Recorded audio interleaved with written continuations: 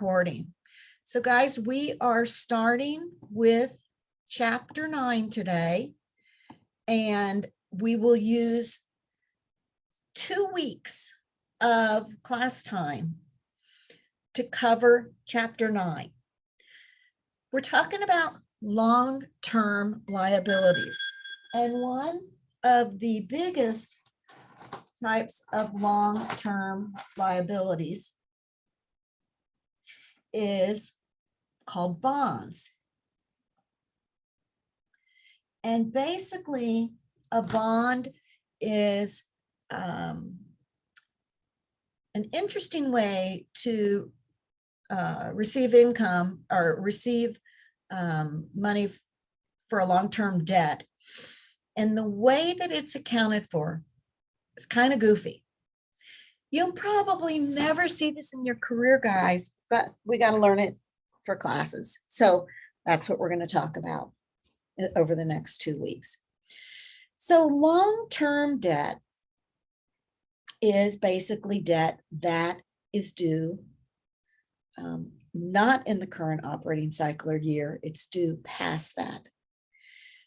Many types of companies will receive long-term debt, or I should say structured debt or needs for money with a mixture of debt and stockholders' equity. Debt is when you borrow money. Stockholders' equity is basically when you get investments from stockholders. They invest in the company, they purchase shares. As a result, that goes to the company that can be utilized for expanding, for any type of new products, you name it. So one advantage that companies have with debt financing is that the interest on that money is tax deductible. You pay interest.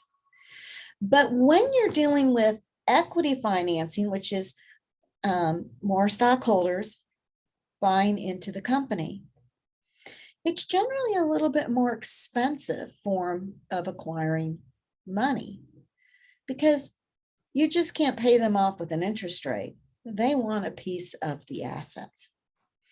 So guys, which of the following is true? Profits generated by a company are a source of external financing. Dividends paid are a tax-deductible expense. Interest paid on debt is a tax-deductible expense. And D, all of the above are true. What do you guys think?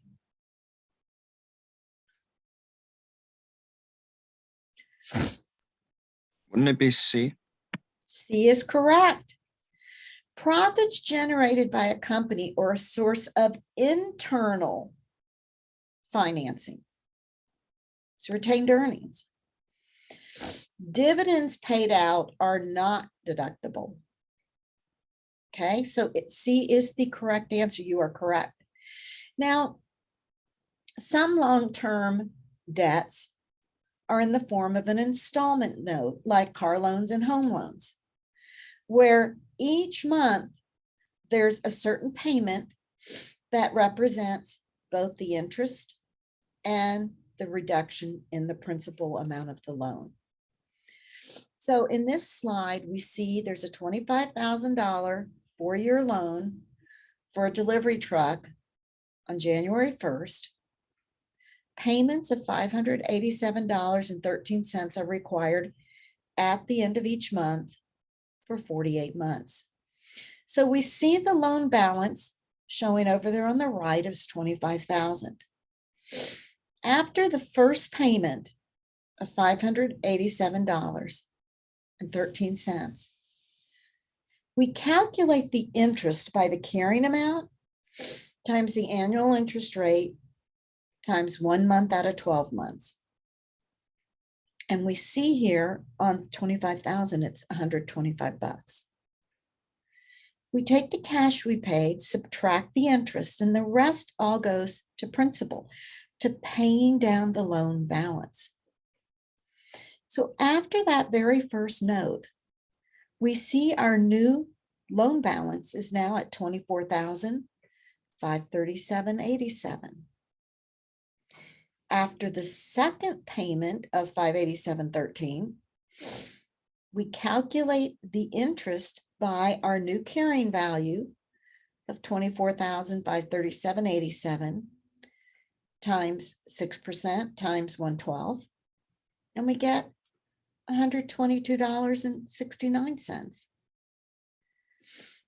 The amount we paid for the loan each month minus the interest. The rest goes to decreasing the loan balance. This time around, it's $464.44. And then we come up with a new loan balance. Each month, this happens until in the 48th month, we have our payment. We see our loan balance is at $584.21 times our 6% interest rate times 1/12. And our interest on that is $2.92. If we take our $587.13 and subtract that interest amount, the rest goes to pay down the principal. And you see in that 48th month, the car loan is paid off. Does that make sense, guys, how this works? So, what do we need to learn about this? Well, we're going to learn initially when we take out a loan, we're going to debit our cash and we're going to credit our notes payable. The first payment, we debit the interest expense, we debit by reducing the note payable, and we credit our cash. And we're going to do that every month, but the thing is the cash remains constant. But what changes every month is the interest expense and the note payable, because that will always, the interest expense will always be calculated by the current loan balance. So that will always decrease each month, and the amount we apply against the loan will always increase each month.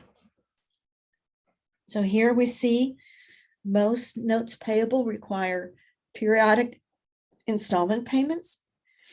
Each installment payment includes an amount that represents interest expense and an amount that represents a reduction of the outstanding loan balance. Let's look at this one, guys. Tropical Paradise borrows $24,000 and agrees to a 5% 5-year installment loan with the bank. Payments of $452.91 are due at the end of each month. How much interest should be recorded for the first month? What do you guys think? If you do it the way we talked about, 24,000 times 5% times 1/12. What are we going to get?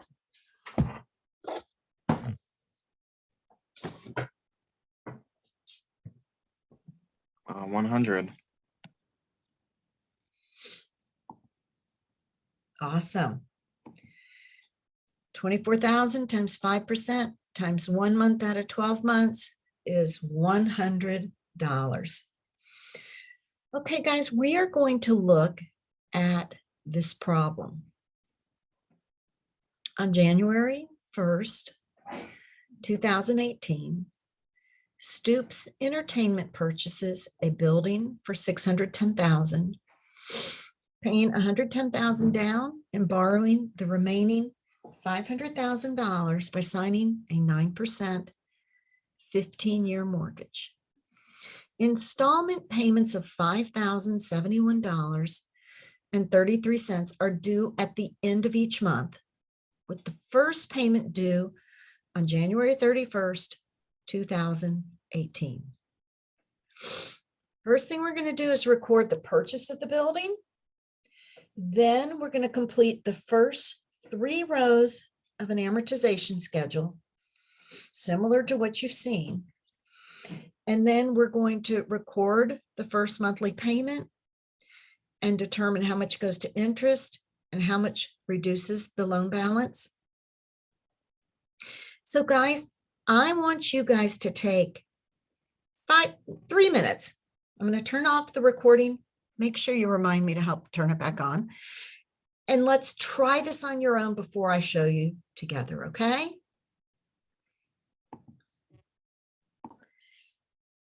So what we're going to do is very similar to what we just went over. We're going to record the purchase of the building. So the first thing we're going to do is debit the building for $610,000. We'll credit our cash of $110,000, and then we will credit the notes payable of $500,000. Okay. Next, we're going to start an amortization schedule with a balance of $500,000. So we're going to put that way over to the right-hand column, carrying value. And then our first payment of $5,071.33 will be consistent every month. On January 31st, we made that payment. The interest will be based on 500,000 times 9% times 1/12, which is $37.50. The difference between the monthly payment minus the interest expense will be the reduction in the loan amount. So we will reduce the loan amount after this first payment of $1,321.33. So the carrying value of $500,000 minus the decrease in the loan of $1,321.33 is a new balance of $498,678.67.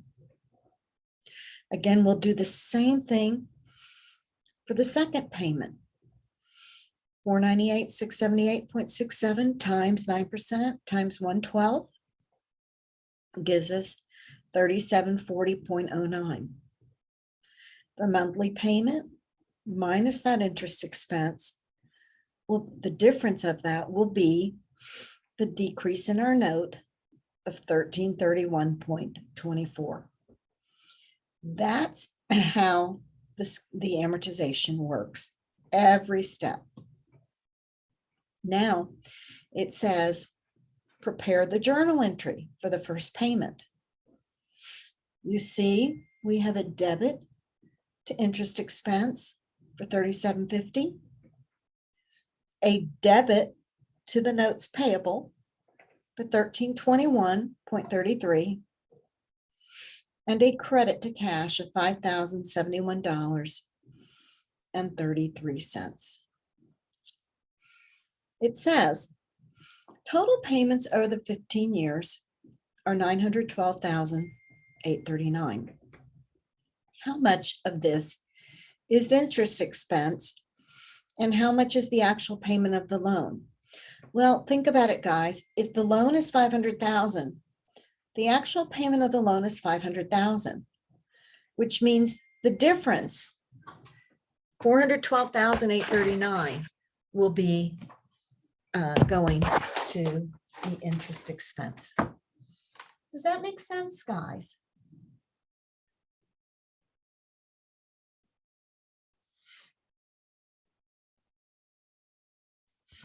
Yeah. Yes.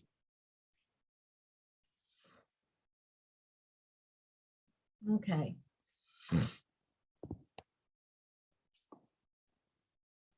So now, oftentimes companies borrow money by leasing assets. And there are 2 types of leases. An operating lease is what most of us are familiar with. When you rent a house, or you rent an office, or when you even lease a car. So I'm sitting in my office here. I do not own it. I pay about $2,600 a month to have this square footage for my business.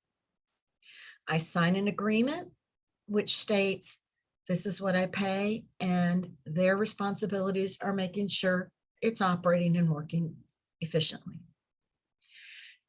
So at the end of 5 years, when I walk away, I leave with nothing, but during the time I paid a certain amount a month and I was given this space to use.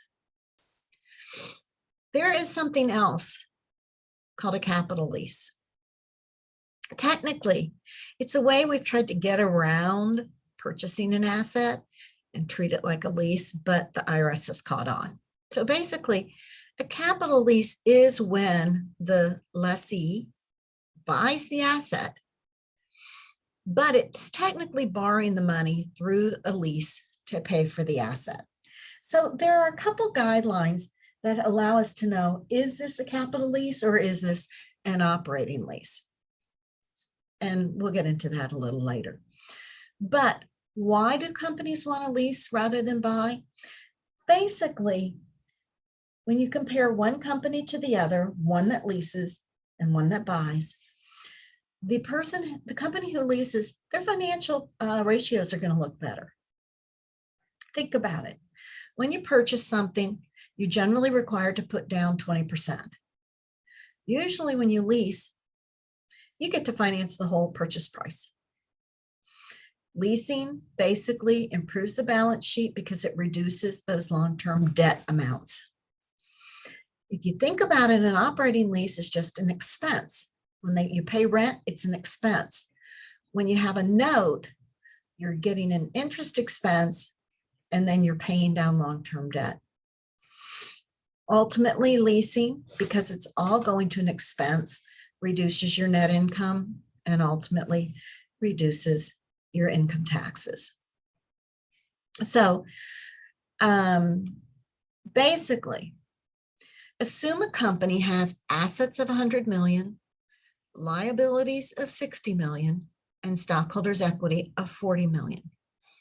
The company then signs a lease to purchase a long-term asset valued at 10 million. So let's look at how this is going to be. Initially, they had assets of 100 million, liabilities of 60, stockholders' equity of 40. So their liabilities to stockholders' equity ratio was 1.5.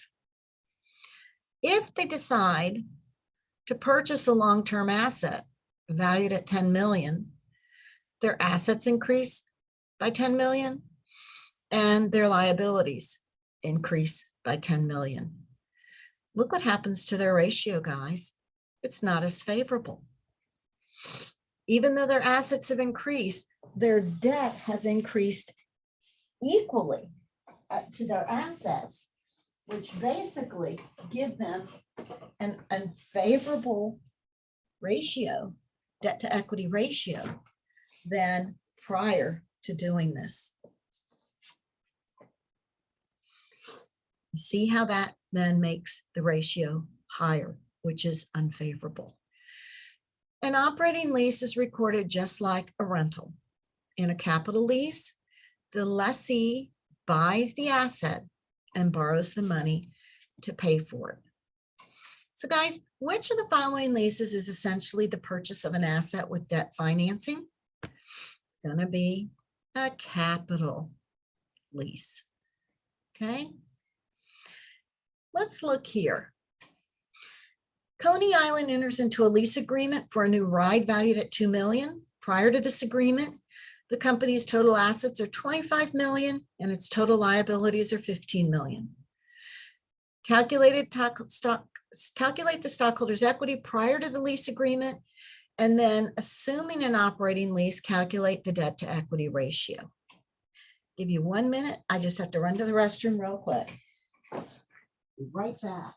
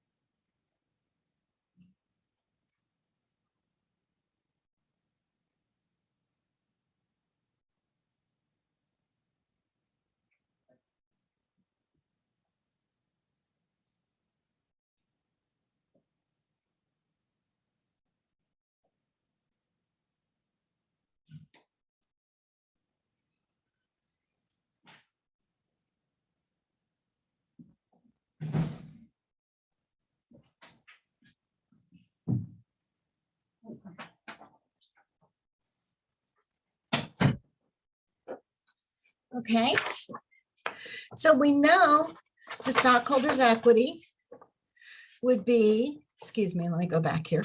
We know if the liabilities are 15, the assets are 25 million, then the stockholders' equity has to be 10 million. So our liabilities divided by our stockholders' equity gives us a debt to equity of 1.5. But if we add the capital lease, 2 million, we increase our liabilities to our stockholders' equity, it's going to get us a debt to equity of 1.7. Why might Coney Island prefer an operating lease? Because Coney Island reports a more favorable debt to equity ratio. Okay. Now we're going to start talking about bonds. And we're going to probably dig into this for a bit, but I do want to go slow on this section.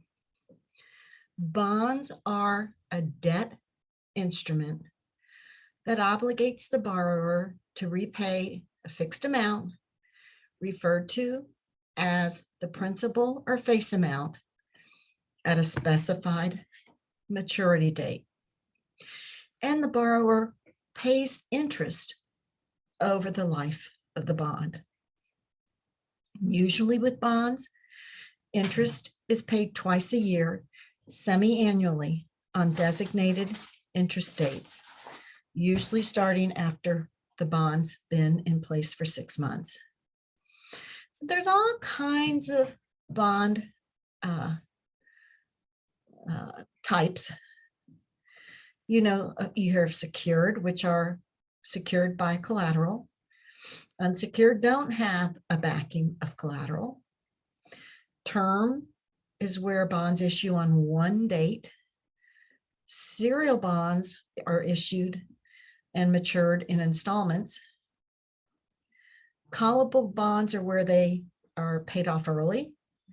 And convertible bonds are basically debt that can be converted to common stock.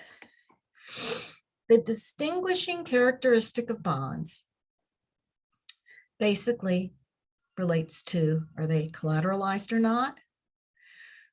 Are they term or serial? Are they callable or are they convertible? So remember, a term bond is one that matures on a single date. Now, when we talk about pricing a bond, what we're going to look at is on January 1st, California Coasters raises money for the development of a new roller coaster. And it issued $100,000 of bonds payable, paying a stated interest rate of 7%. The bonds are due in 10 years with interest paid semi-annually on June 30th and December 31st of each year. Our job is to calculate the issuance price. So we know the face amount is going to be 100,000. We know the interest payments are going to be the loan amount times the stated rate. Now, guys, all the stated rate means is the number on that bond. It has nothing to do with what's really happening in the real world. So the stated rate of 7% means the payment every 6 months will be 100,000 times 7% divided by 2. Or we take half of 7%, 3.5%, and that's going to be the payment that is made every 6 months. Okay, that is the only way we will ever care about the stated rate, is just calculate the balance, the face amount, times the stated rate times half is what you'll receive in a payment every 6 months. And that's the only thing we'll ever deal with the stated rate for. But what is the issue price? Meaning, what are investors willing to buy this bond for? Well, there's a couple ways we can calculate it using Excel or using the back of the table. But here's the key. We need to know what the market rate is. The market rate is really the determining factor of what people are willing to purchase a bond for. Because remember, the stated rate just means what you're going to pay, what the bondholder is going to, or excuse me, the issuer of the bond is going to pay every 6 months. Okay, so we're going to figure out what investors are going to purchase this bond for by knowing the face amount of the bond, the interest payment every 6 months, the market rate, and the number of periods to maturity. In this case, if the market rate is the same as the stated rate, then we will issue these bonds at the face amount. The issue price will be 100,000 and the face amount is going to be 100,000 because the stated rate and the market rate are the same. So we can figure that out by using Excel too, but I'm going to hold off and show you it in a minute. Now, there's also a way by using the tables in the book to figure it out. Now, let's assume that the market rate, what's going on in the market, what the market will bear for interest is 8%. But the stated rate on the piece of paper, the number on the bond is 7%. If what the market will bear is greater than what that piece of paper shows, 7% on the piece of paper, then that means we can't issue these bonds at 100,000. We're going to have to issue them for a lower amount in order for people to get that 8% interest rate, which means for an investor to think this is a good investment, they would give the issuer of this bond $93,205. And then in 10 years, they would receive 100,000 back in addition to their semi-annual payments. The investor will only purchase this bond for 93,000 because technically, since they're paying $3,500 every 6 months, Well, if the going rate's 8%, they're going to have to buy it for a lower amount in order to make up that difference. The way we figure these numbers is we take Excel. We need the face amount, the interest rate, the interest payment, the market rate, and the number of periods. Now, remember, this isn't based on an annual. This interest rate is based on a period. If they're getting paid twice a year and it's over 10 years, it's 20 periods. If the interest rate annually is 8%, that means it's a 4% rate per period. So if we calculate this, it will show the issue price to be $93,205. Now, how do I figure that? I go and I use Excel. And I show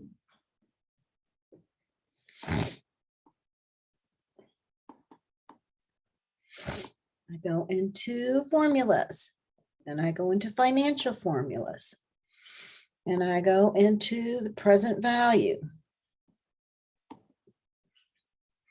The rate is the market rate each period.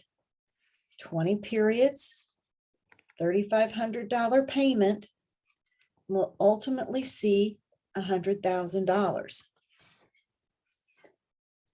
That's how we're coming up with the 93,204.84 as the present value, what an investor would be willing to purchase this investment for.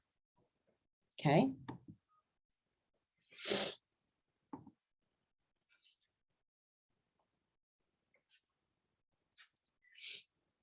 So we can also use the tables. There's two tables in the back. One is the present value of an annuity. And if you go to the table that shows present value of an annuity, that's that $3,500 payment for 20 payments. If you look at the present value of an annuity and we show 3,500, we go to the table that shows us where the interest rate is 4 and the number of periods is 20. You will see this 13.59033 at the intersection for the annuity. The present value of a single sum is the present value of one table. And you take the $100,000 lump sum at the end times you find the factor of where the interest rate is 4% and the number of periods is 20. And you get 45,639. So table 2 is the present value of a single amount. Table 4 is the present value of an annuity. When you add those together, you'll get the issue price of the bonds, which is $93,205. You can do it both ways, through Excel or through the tables. Okay. Remember, the interest rate we use to calculate the bond issue price is always the market rate, never, ever the stated rate. Some students get this confused and incorrectly use the stated rate. You only use the stated rate to calculate the interest payment each period, but you use the market rate to calculate the present value of the cash flows. So what if we assume the market rate is 6% and it's less than what the stated rate is of 7%? Then in this case, the bonds are going to issue for more than 100,000. They're going to issue at 107,439 because the investors would be willing to pay 107,439 in order to get the $3,500 payments 20 times and then end up with 100,000 at the end of the period. Remember, investors will pay more than the 100,000 for the bond because it's offering an interest rate of 7%, which is higher than what really the market is going to bear. Again, we can go to our Excel. We can take the same information, financial, present value. The rate is 3.5. The number of periods is 20. Payment is 3,500. Future value is 100,000. Whoops. Nope, I did something wrong.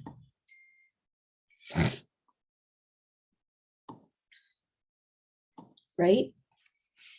3.5, 20, 3,500.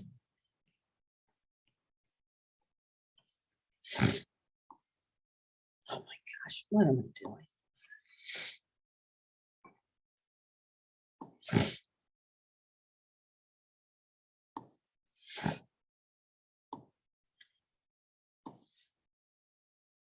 $3.5, 20.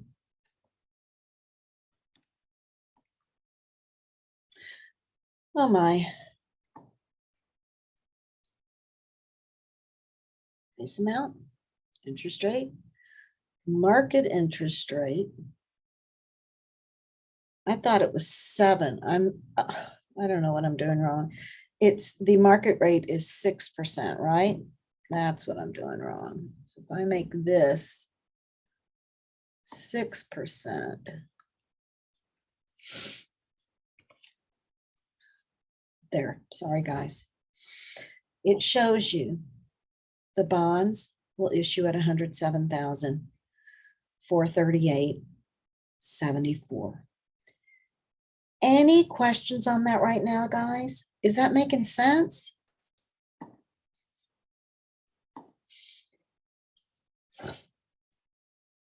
No. You need the stated rate and the market rate to come up with the bond issue price. This is really important. Know if the stated rate is the same as the market rate, the bonds will always issue at face amount. If the stated rate is less than the market rate, you're going to always issue at a discount. And if the stated rate is greater than the market rate, then they'll always issue at a premium. So guys, what do you think here? If a 10-year bond is issued with the stated rate of 9%, when the market rate is 8%, the bonds will be issued at what? A premium, a discount, face amount, or cannot determine.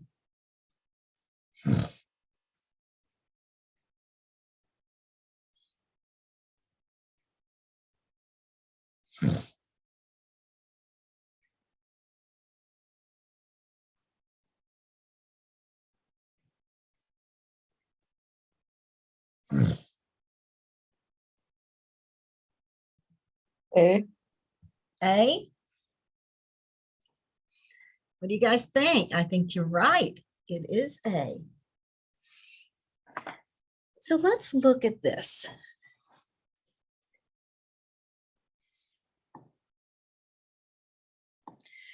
On January 1st, 2018, Waterworld issues 26 million of 7% bonds due in 10 years with interest payable semi-annually on June 30th and December 31st each year. Waterworld intends to use the funds to build the world's largest water avalanche and the tornado, a giant outdoor vortex in which riders spin in progressively small and faster circles until they drop through a small tunnel at the bottom. If the market rate is 6%, will the bonds issue at face amount, a discount, or a premium? Remember, the stated rate says 7%. If the market rate says 6, they're going to issue at a premium. 26 million is the face amount. The interest payment is going to be the 26 million times the stated rate times half a year, or 910,000. The market rate for each period is 3%, and there's 20 periods. So again, if you look at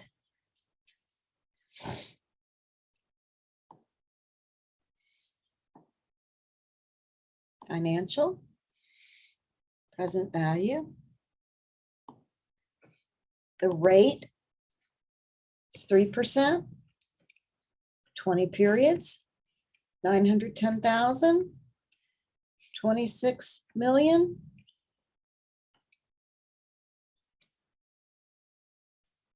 Did something wrong again.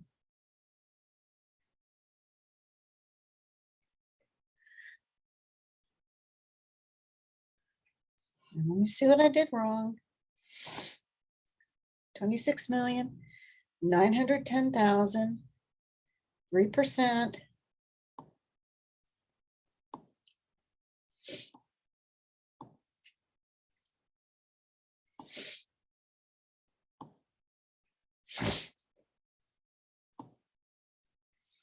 The rate is 0.03, 20 periods.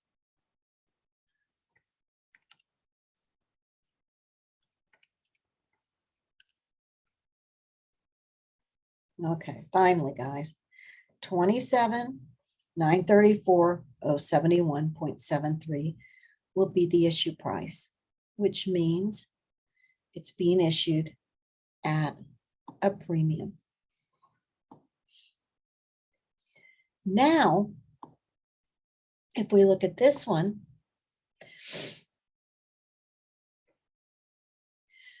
Waterworld issues 26 million, 7% bonds due in 10 years with interest paid semi-annually. Waterworld intends to use the funds to build the world's largest water avalanche and the tornado, a giant outdoor vortex in which riders spin in progressively small and faster circles. If the market rate is 7%, what will they issue?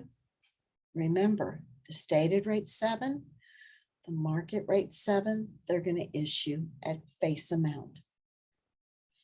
Okay. Then, if the stated rate is 7% and the market rate is 10%, then we know they're going to issue at a discount, because in order for investors to get that 10% market rate, they're not going to buy them for the face amount of the bonds. Okay? So let's look at a problem for you guys. How about that?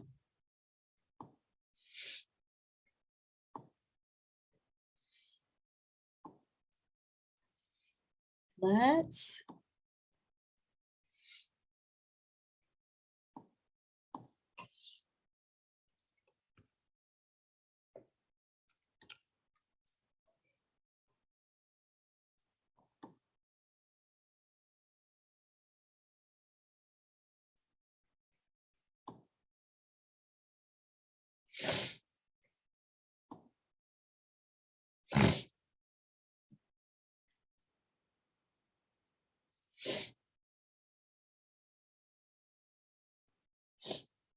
do you guys get this spinning like I get all the time?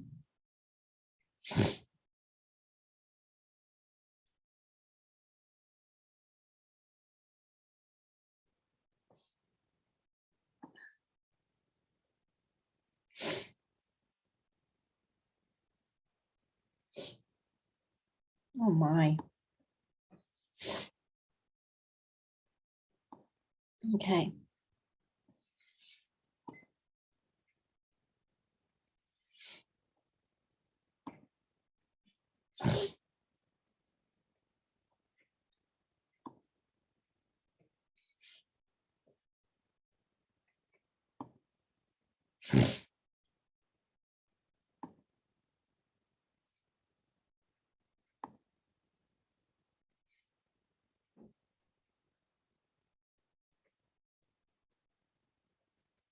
Trying to find one here. Okay.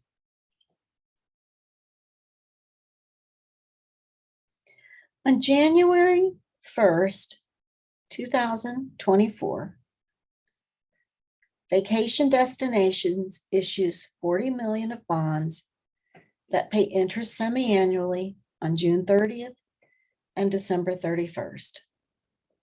Now they're showing us that the carrying value is at 37 million. Okay. Thank you, dear. It's telling us they issued $40 million of bonds.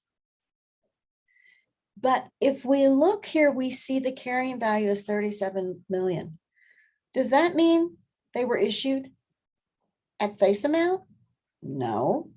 If they were issued at face amount, this amount would say 40,000 here. Would they be issued at a premium? No, because that means this number would be more than 40 million. This is they would be issued at a discount. Does that make sense, guys? By looking at it, can you tell that? Yes. Okay. Here's another question. On January 1st, Universal Fund issues a $900,000 8% bond that matures in 10 years. The market interest rate for bonds of similar risk and maturity is 9%. And the bonds issue for $841,464. Interest is paid semi-annually on June 30th and December 31st. Do you see that they let us know the bonds carrying price value when they were issued is $841,464? If the bonds are at 900,000, would these be issued at a discount or at a premium?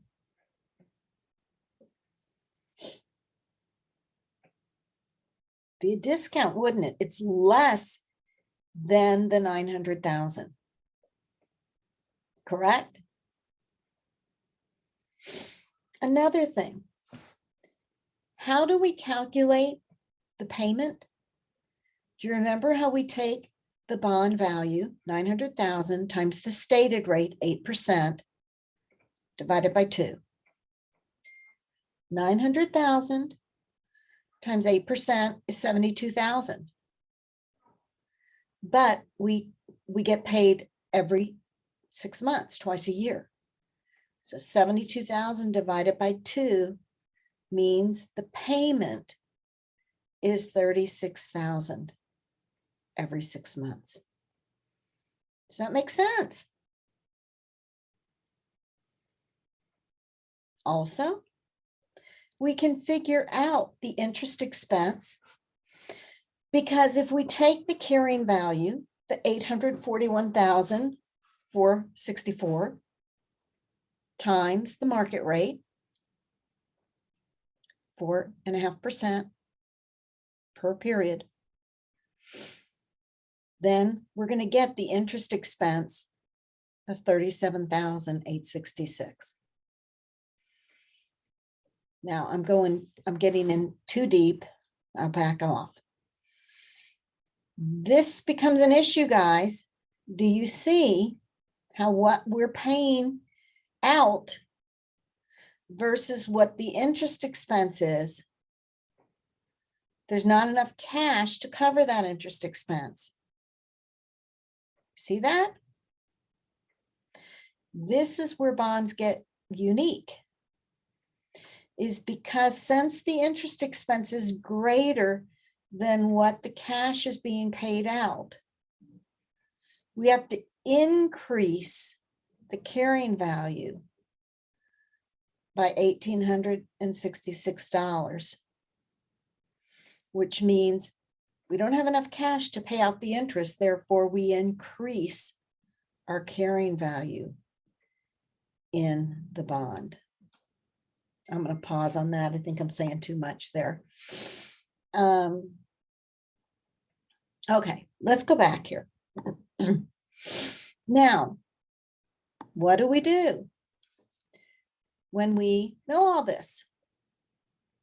How do we go about accounting for the issuance of bonds? Well, it's really easy when bonds are being recorded at face amount. We just debit our cash and we credit the bonds payable for the face amount. And then every time we have an interest payment, we just debit our interest expense and credit our cash. Simple. But when bonds are issued at a discount, think about it. We debit our cash, we credit the 100,000 bonds payable, but we then account for that excess between the bonds and the cash as a discount on bonds payable. We're going to utilize that money until the bonds mature to help pay for the interest. Then, and here you see the bond less the discount shows us the true carrying value currently on the bonds when they were issued. The first payment of these bonds will show the interest expense, same way we figure out for installments. We'll show the cash. But you see, just like in that problem I showed you, the cash doesn't meet up the interest expense. The interest expense is greater than the cash. Therefore, we have to take some of that discount on bonds payable to adjust for the interest expense. So then what happens is at the end of that first payment, our bonds carrying value will increase. And it will continue to increase until we end up getting to the face amount of 100,000. The second annual payment, you have to adjust the new carrying value of the bonds times the interest rate. And you're going to get $37.37 as the interest expense. Again, the cash isn't going to be enough. So we need to utilize the discount on bonds payable to offset, increase the carrying value on the bonds. Look what's happening. Do you see that after each payment, we're increasing the carrying value on the bonds until at the end of the time, our bonds will have a carrying value of 100,000. They started with 93,000, but they'll end up with a $100,000 face value. Why? Because the stated rate is less than what the market will bear. Therefore, we have to issue those bonds at a discount to take care of that interest. So the way we account for this is by adjusting the bond's carrying value throughout the life of the bond until it ends up becoming the face amount of 100,000. Sometimes students incorrectly record interest expense using the stated rate rather than the market rate. Remember, you always use the market rate. The only thing you use the stated rate for is to determine the monthly payment. That's it. When we record bonds at a premium, we debit our cash, we credit the bonds payable and the premium on bonds payable. Now, the opposite happens here.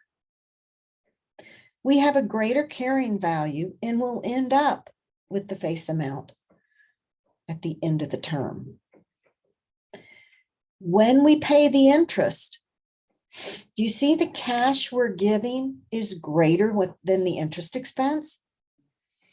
Therefore, we offset that by paying down the carrying value of the bond. And we subtract, so the new interest expense is going to be cheaper. Each continued period is going to have a smaller interest expense since we started a premium and we're going to end up working down to the face amount. The interest expense will become cheaper in each passing time. And again, you see here, the interest expense is less than the cash paid. Therefore, we adjust it by decreasing our carrying value every month until we get down to 100,000. Okay? Ultimately, be it a premium or a discount, we're going to always end up with the same face amount at the end of the period. Remember, guys, bonds issue at face amount, the carrying value, and the corresponding interest expense. That's going to remain constant. When bonds issue at a discount below face amount, the carrying value and the corresponding interest expense are going to increase over time. But when bonds issue at a premium, the carrying value and the corresponding interest expense will decrease over time. So guys, I think this is a good place to stop. I think look at some of your homework and attempt this. Now, there's a lot more we'll cover next week. And remember that the homework is not due this week or the quiz. It's due in another week. But take some of this time to go through this chapter. Do you guys have any questions before we end it?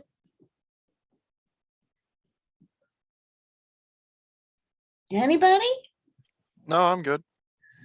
Anyone else good? Could I retake I'm the good too. quiz from last week still? Now, who's talking? Gabe? Gabe, I'm going to give you my Yeah. cell phone. Gabe, All right. and will you text me so I can, all you three who want to talk, the best thing to do is text me, guys, and tell me who you are and tell me what you want to redo the quiz, to have an extension on the homework. Tell me what you want. I'll do what you need. And Sweet. guys, I'm opening it to them. Any of you who aren't happy with your quiz or your homework and you need an extension or to redo, tell me too. Okay, guys? I have a question.